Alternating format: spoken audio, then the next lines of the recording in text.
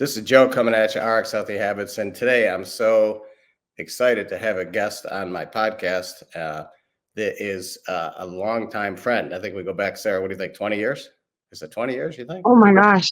I feel like it's been a long time. If it hasn't been, it feels like it. Maybe I have that effect on a lot of people. I think it's been about 20 years. Sarah was a coworker of mine, and also we were in business together for a while. And her and Paul, we've known for quite some time. We used to live in the same city. I since moved across country, but I got Sarah on the podcast today because I really think her story is one that needs to be heard.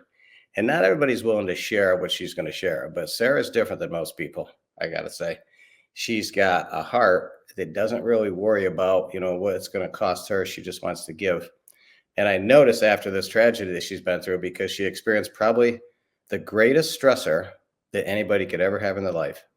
And that is the sudden loss of a spouse. I don't think from what I looked at online, there's any stress greater.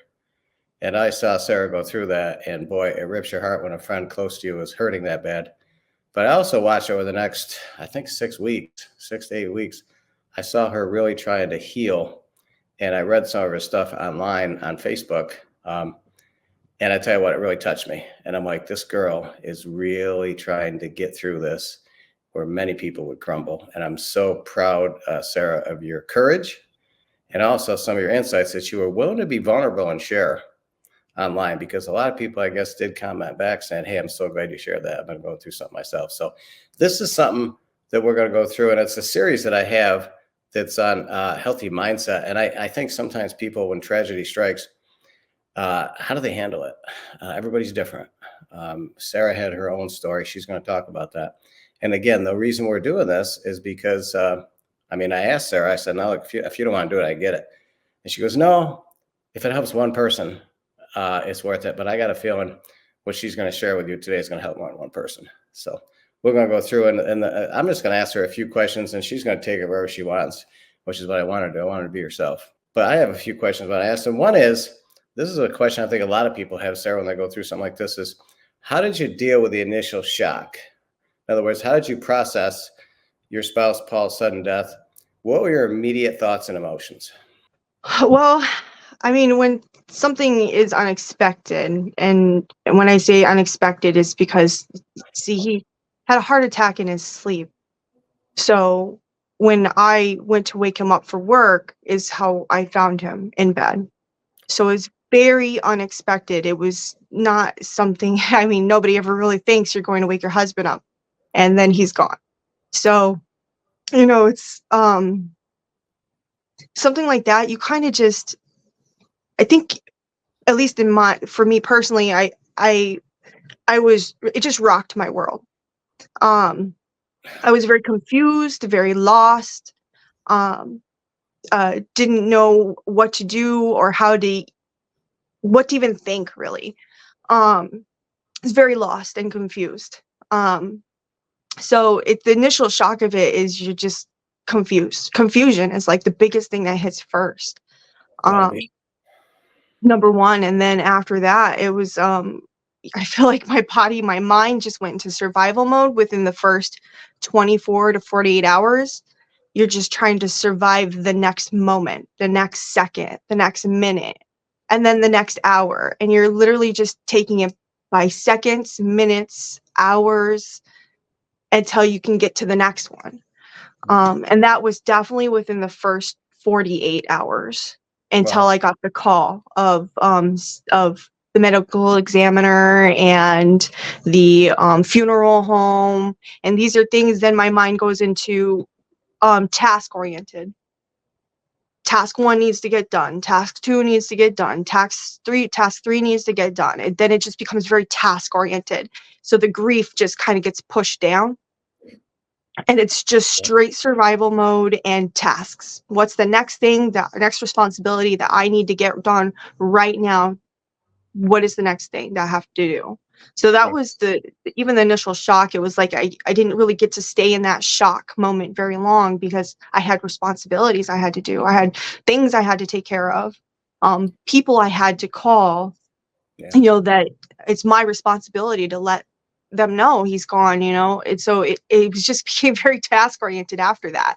Not a really full, like, I don't know if anybody has a traditional grief, um initial grief feeling, but I mean, it definitely started, but I didn't have time to stay there. I didn't have time to stay in that that area. Yeah. Well, I mean, it's extremely, they talk about post-traumatic stress disorder.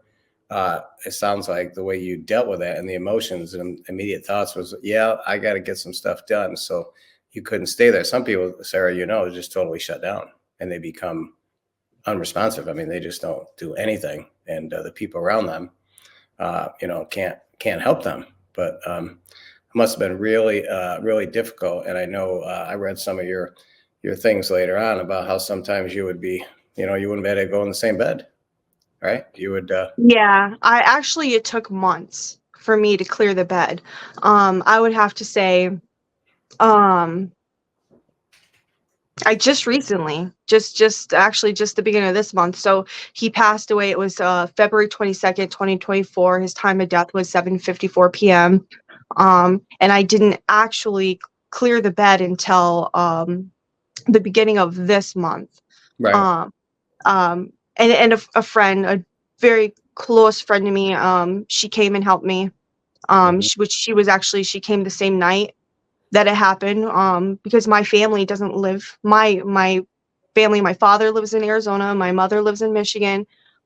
So initially when the officers had asked me, who do you know, who can you call, my initial response was nobody.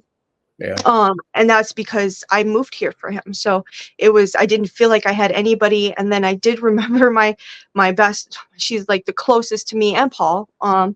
And then I just thought about, well, she's got to work tomorrow and I don't want to bug her. Like, these are just I Yeah. know she would come. I Of know she would come in a heartbeat, drop everything if she had. course. But these were just like my thinking was not too rational Mhm. right away. So but she did come that night. She stayed with me.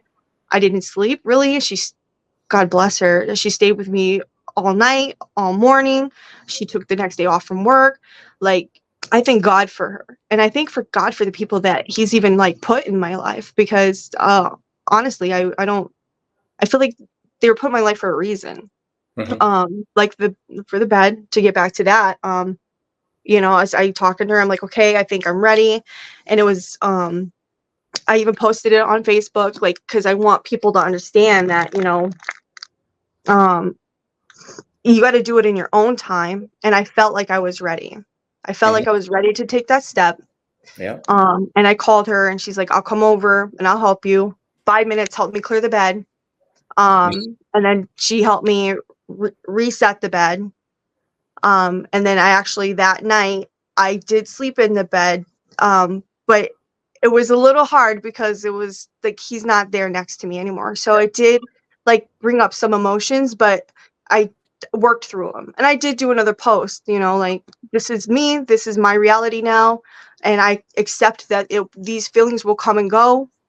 The slightest thing will set it off, and I just accept that's who I am now, and I Yeah. accept that these things will happen. Yeah. Boy, I tell you what, the godsend, like you said, was your friend. And I think most people, when they go through something like this, the best thing they can do is reach out to somebody that they're close to and say, look, I need you right now. And I know you mentioned your dad flew in and he was there to help you with some of the nitty gritty details. And then you had this other friend that was more, able to help you with some of the other aspects of it. So great that you had that. Your support network. And then you mentioned, a lot of the people, when you're finding support came from people you worked with, right? You said they were all Yeah, great. actually, I got support from a lot of places. I wasn't expecting it, because when I mean, sure, as you know, like, when you are with a spouse, that's your main support system. Right, That's who you lean on right, primarily right. for everything. To what do we want to eat tonight? To, like, what's our next bills we're gonna tackle? What is our next adventures in life that we're gonna pursue? You know, Right. um, so to have that ripped from you, and not understanding that I had other support systems out there, um, and building new support systems. It's just it's mind blowing, and I'm grateful. I'm grateful, and I thank God because I really think these people have come into my life for reasons. Mhm. So like, for example, we had a financial advisor that we had just started talking to, and now he's a friend of mine, and he actually was a part of my support. And then Julie, and then everybody from work, like they're so supportive. Because my thinking is like work is work, job is job, life is life, it's separate. Right. But when something so tragic like that happens, and to see everybody step up, like it just brings like a new, like, fresh eyes of humanity. Like, wow, like they don't have to be that way. Like they could have chose a different route, but they chose to be supportive, and I'm so grateful for it all. Well, I think a lot of it stems from the fact that you're loved by a lot of people, and you probably didn't realize that. But a lot of people love your spirit. That's one of the things that when I worked with you at the pharmacy office, I love that girl's spirit. We used to have a lot of laughs together. But you were always not down in the mouth. You were kind of like upbeat all about, and sometimes you have to bring me up because I was kind of down in the mouth and sometimes kind of negative, and you would kind of work on me. And that's the kind of person you are. I think people are attracted to people like that. And when people like that are hurting, I think they jump up and say, "Hey, we got to be there for her." I'll tell you what. So, so that's great. So the support came from people that some of it you didn't expect. That's interesting. That's Yeah, great. yeah, some I did not expect from at all. And the fact, and now I do a lot of reflection lately.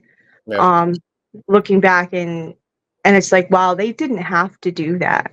I know. I know. It's like they didn't have to react in the way that they did. Well, they love Um, they love you and they love Paul. like So it's just surprising. And I'm grateful, honestly. I really can't even express words, can't really express how grateful I really am. that's great. One of the things I wanted to ask you too is I know you've talked a little bit about this, but I noticed online when I was following some of your stuff on Facebook, some of the coping strategies you were doing. And you mentioned the other night, I said, well, there was a lot of healthy coping strategies, and you mentioned some unhealthy ones that I thought at the time you explained it to me, especially about insomnia, it made sense to me that temporarily, when you go through something like this, you need to deal with that. But what are some things you did, some coping mechanisms to help you, maybe turn to some comfort or distraction during this process? You mentioned a little bit before, but, I mentioned earlier, I think when we were talking before we started the podcast, you took a trip to New York, right? Yeah, yeah. So, I mean, I just want to touch base on a couple of the like not good coping mechanisms, Sure. so that you can maybe see the difference if you're not recognizing it right away, because you might be really deep in your own emotions, which I was. So it's in the beginning, I wasn't eating really. I was drinking water. I was very conscious of that. And I don't know if it's because of the health field that I'm in, that, water is definitely something I knew I needed to keep consuming. Yeah. But I wasn't really eating food. Um, it wasn't because I just wasn't feeling hungry. I didn't feel hungry. I was definitely very, I mean, obviously, I was, upset and sad, but the hunger was not a thing. So that was definitely a not healthy. And then also sleeping. Sleeping was very hard for me.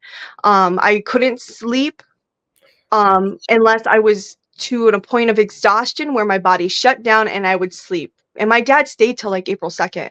So, here I would just be task, task, task. And then all of a sudden, I would just pass out on the couch. And then I'd wake up a couple hours later. I'm like, oh my gosh, I fell asleep. My dad's like, oh, I just didn't want to wake you. I know you haven't really been sleeping. And I'm sure that wears on parents too, to see your child going through something so traumatic. Yeah. Which it's very like hard for me too, because then I didn't want to cry too much in front of him or anything Yeah. like that, because I don't want him to be worried about me, because he can't stay here, he has to go back. Yeah. So, but sleeping was definitely very difficult, and it stayed difficult even after, because I have to deal with a lot of like probate stuff, and that's on top of not really feeling like I could grieve because I had to get the next task done. This has to get done. That has to get done. People are demanding things from me, so I Yeah. have to get it done. They don't really have time to sit and really feel my emotions. And plus, I was worried about money. I'm like, I got to get back to work. I got to back to work. And don't get me wrong. Work was like, take your time. Like, they were so supportive in this. I can't even tell you. They were like, take your time. But I definitely was like, I was worried about money, so that's another stressor. So I'm sure that had to do with the not so healthy coping mechanism of not sleeping and just thinking, thinking, thinking. But I can't remember exactly when it turned the switch for me, but I was like, I can't do this anymore. I can't not sleep. So I did go to the doctor, and I had already planned on starting to go to the gym, and I figured that would help me sleep at night. Yes. But I needed something to jumpstart that. So Mhm. I did ask them to prescribe me some medication. They prescribed me some Xanax, which I Mhm. only ended up taking one of, which it's nothing against people that need that, to sleep. Like, obviously, like, if you need it, you need it. Absolutely. But I personally knew that for my own growth, I wanted to not depend on that to sleep. Yeah. And that's just for me and myself personally, because everybody is different. Absolutely. And then for me personally, I didn't want to depend on that as a mechanism for sleep. So I did start another friend who was actually a neighbor. She had offered to take me to the gym with her twice a week.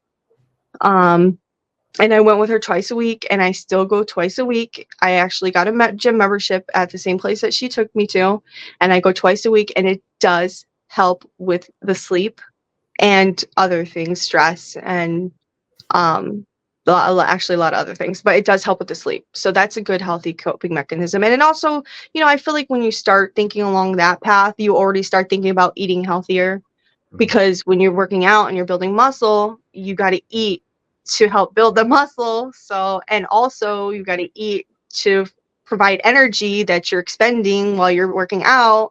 So I mean, that just led into me eating healthier. That's great. So the gym, I got a feeling it was a really good move on your part for a healthy choice because, and you were a health coach, so you have a lot of background on this, so you know about the importance of exercise. Some people try to do it just with diet, but I think when it comes to stress, I can't think of something better to do than exercise and sleep. You're right. You hit it on the head. Those are some of the best things you could have done, and thank God you knew to do that. And hopefully, somebody listening to this podcast, if they're really in a funk, and as they should be after something like this, right? It's like, okay, maybe you really need to start to get active because there's something called endorphins that are released when you work out that really helps. It's kind of like your body's natural morphine, if you want to call it that, but it helps you really with a lot of things. So I'm so glad you mentioned that. A lot of people too with coping mechanisms, there's some people that might need professional help. Now, some people sometimes have to do that, and there's nothing wrong with that. Matter of fact, many people would say it's really probably a good idea for some people.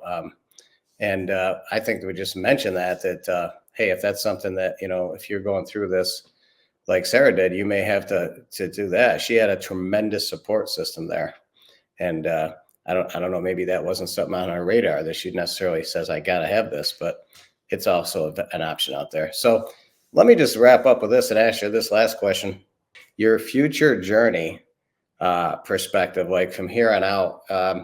Like you said, your best friend that you were with for years is gone, and now you got this future ahead of you because I think you're in your early 30s. I think, is that correct?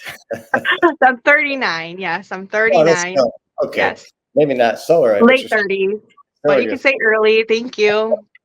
well, you look at you're still in your 30s, so there's a lot of life ahead of you. So that future perspective of the journey that you're going to be on, and then I'm sure I think you mentioned this. There's going to be some continual healing because you said emotions come repeatedly back. So can you share a little? Evenly. You share a little bit about that as we wrap up, and then I think people would want to know that. Like you must have some apprehensions for the future, but also you must have somewhat of a view of what you think it's going to take. So go ahead. Um, so I don't really know yet, and I feel like that's okay.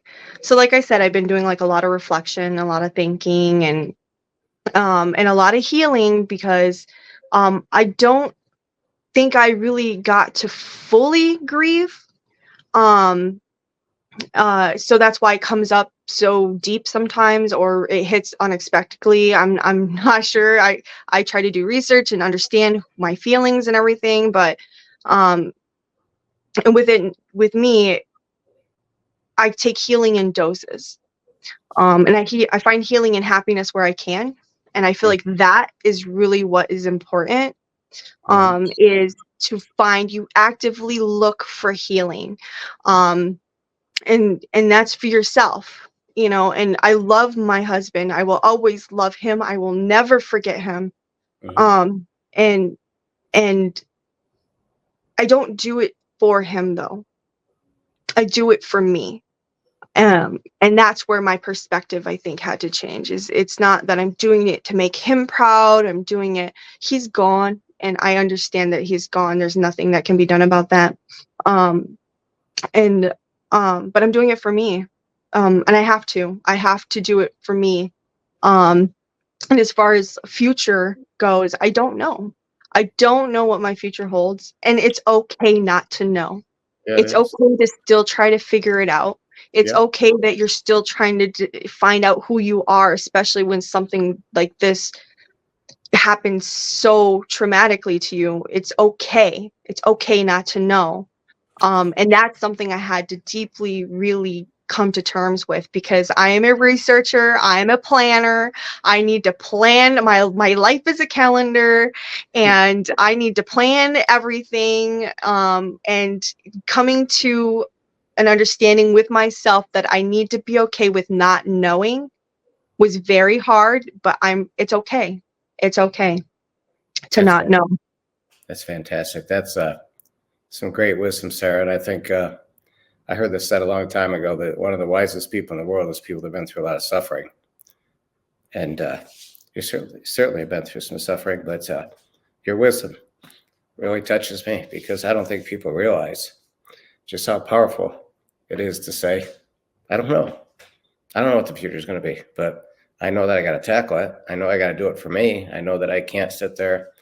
It's powerful. So anyway, I really enjoyed spending this time with you, and I think this video is going to have a lot of big impact on a lot of people that are going through something, I or hope I God hope just forbid, just one person, if it helped one person. had an effect on me.